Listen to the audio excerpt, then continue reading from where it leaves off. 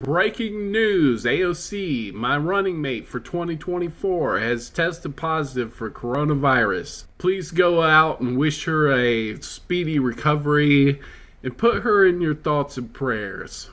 This was a breakthrough case. She was vaccinated and boosted. Hey, and for anybody who likes the Young Turks, today TYT picked up my story exactly. My story being the big question: if we have a civil war, which side does the military, go to protect? Do they protect the fascists or do they protect the people? For people who don't watch me, they think I'm crazy, but if you watch me, you saw it go down, right? I ran the story. 2 days later, the generals came out with the big question, urging swift action about it.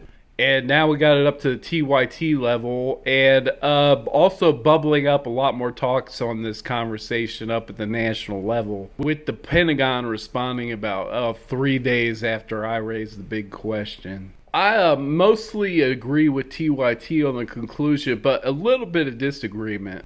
Their position is that you can't discriminate based on ideology.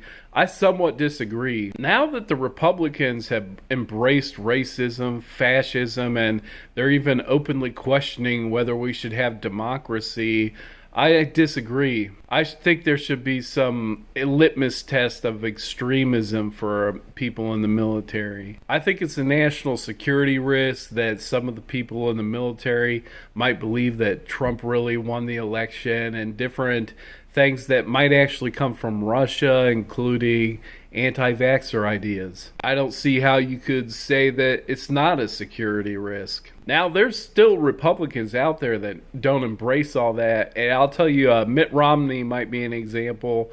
Well, absolutely, you shouldn't cut people like that. And even those people who have been brainwashed by Putin and believe all this anti-vax and conspiracies that JFK is going to rise up and reinstate Trump, who are in the military, there might be some sort of way to get them off that stuff or something. I don't know. Assuming America doesn't totally choose to self-destruct on behalf of the billionaires, the work that the military has to do, I think it's going to be a lot more domestic type of work. If we continue just bullying people around the globe, this empire will collapse, guaranteed. We're just not the young bucks we used to be. And I've showed you our economy behind the scenes has been collapsing for over 20 years. So assuming we don't want to just self-destruct, I think a lot of the work ahead that would be military work is going to be within the border. I don't think it's appropriate to have people believing in Russian propaganda in the military.